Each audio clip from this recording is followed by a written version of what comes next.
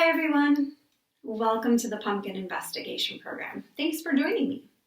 So today's activities are STEM-based activities similar to our Little Learners program here at Indian Trails. STEM stands for science, technology, engineering, and math. And today we are going to focus on science and math involving our pumpkin.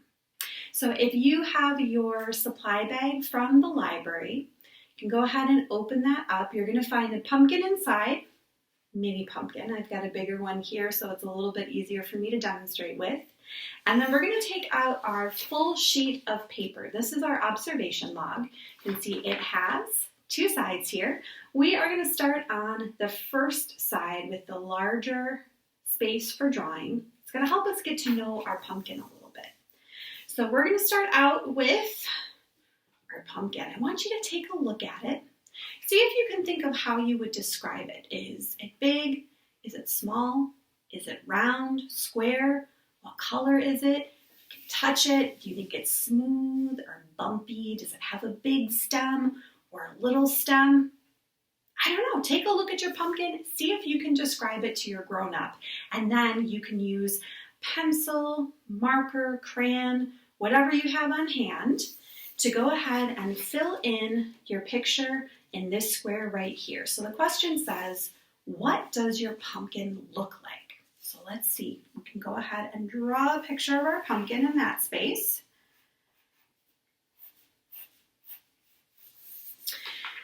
All right, and then when you're all done with that, we're going to move over to the other side here. We're going to take a look at our pumpkin seeds. Now the seeds came from inside my pumpkin here. You can see I've cut off the top. I scooped out the seeds from inside, and everyone should have a few dried out seeds in their small baggie. So you can go ahead and open that up. I would suggest having a piece of paper down on your table because that's going to make it a little bit easier to keep track of your seeds since they're pretty tiny. Scooch my pumpkin out of the way here. So we'll get our pumpkin seeds out and then take a look two different ways. So we'll start out just looking at them with our eyes. Again, you can feel the texture of your seed, see if you can describe the shape, the color, any other characteristics that you notice about your pumpkin seed. And then we're going to reach into our bag and find our hand lens or magnifying glass. So this is going to come wrapped up in plastic. You can open that up. Make sure that you toss that in the garbage. So the main part of our hand lens is going to have a magnifier here. When we look through it, everything is going to look a little bit bigger. You can see that there's also a smaller part here. This one is actually a bigger magnification. So it's going to make things look larger. So you can use both the big and the small circle to take another look at your seeds. So if we hold it over the seed and we use our magnifying glass to take a look, do you notice anything different about your seed? Are there maybe some teeny tiny details you weren't able to see before that you can see now with your magnifying glass? I can see on mine that there are some very small wrinkles around the edge of the seed, and it has a little point at the end. So let's go ahead and use our pencil or pen, crayon, whatever you have. We're going to fill out the second part of our paper that says, what do your pumpkin seeds look like? So again, you can draw them, trace them, make them big or small, whatever you would like. Go ahead and fill out that second piece. Do this very carefully so I don't dump my seeds. All right, so you should have a picture of your pumpkin and a picture of your seeds. Now, if you want to take a few more minutes to take a look at your pumpkin, maybe use your magnifying glass on that to pick out some details or to inspect your seeds a little bit further, that's totally fine. You can go ahead and hit pause on your video and keep going with that activity. I'm going to move on to the other side of our paper, this is the measuring part. So we're going to get a little bit of math going on here.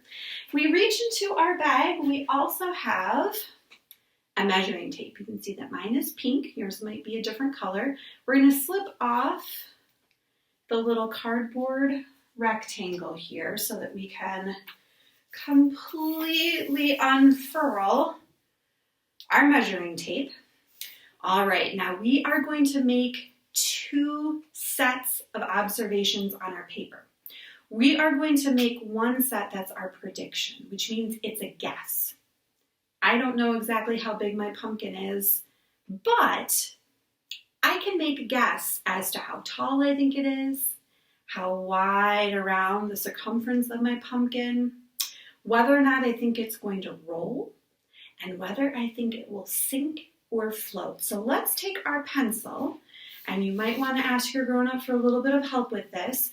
We're going to fill out that very first column here where it says prediction. So this is just our guess, what we think, and then we'll go back with our measuring tape and we'll find out whether our guesses were right or maybe a little bit wrong. So let's see, I'm going to guess that my pumpkin, say that it is 14 inches tall here. And then let's see, all the way around the pumpkin. So that's going to be like if the pumpkin was wearing a belt around its middle, how big do I think that's going to be? I'm going to say 30 inches. Do I think it's going to roll? My pumpkin is round. I'm going to say yes. I think it will roll. And will it sink or float? I don't know. What do you think the guess should be? Go ahead and write that down on your paper. Okay, so we've got something filled in for our prediction column here. Now it's time to find out whether our hypothesis was correct. So this is a really important step in any scientific experiment. You're going to make your guess at the beginning, what you think is going to happen, and then we're going to use science and math to find out whether or not our guess was correct. So we are going to take our measuring tape here. You make sure that you are starting with the end that has the number 1 on it. That's going to make it a lot easier to do your measurement. So our first one is the pumpkin height. So we're going to go from the bottom of the pumpkin all the way up to the top. I'm going to go up to the top of my stem. It's your choice if you want to do only the orange part of the pumpkin or from the bottom all the way up to the top of the stem. Let's find out. So again, you might need a grown-up's help for this. Having another set of hands might be helpful. Okay, so we're going to go all the way down to the bottom here, all the way up to the top, and let's see. All right. So my pumpkin is 13 and 3/8 inches tall. So I'm going to go ahead and write that down. I guess 14 inches, so that is pretty close. And then I'm going to take it all the way around. So with this, you just want to find a spot in the middle. Do it this way here. We're going to wrap our measuring tape around until the 2 pieces meet in the middle. So let's see, right here. So mine is 29.5 inches around. Whoa, I guessed 30 inches. That was a really good guess. That was just off the top of my head too. Okay, now for your last 2 questions, we have to answer, will it roll? And will it sink or float?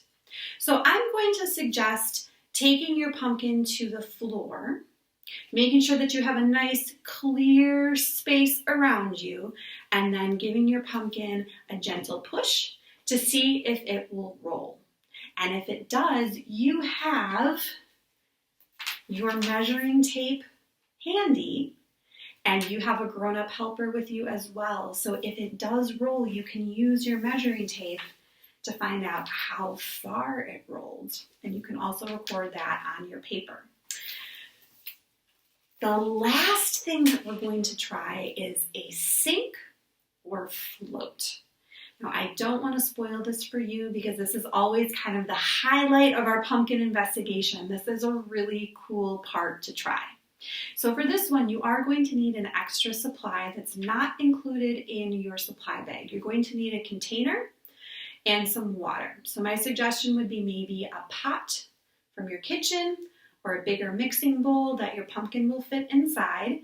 And then you're going to add about this much water. So that would be, I can use my measuring tape. Let's see, say maybe 4 or 5 inches of water, just enough to make sure that if you put your pumpkin in your container, the bottom of the pumpkin will not touch the bottom of the container. It's got the water inside to test whether or not your pumpkin is going to sink or float. So go ahead and pause the video here.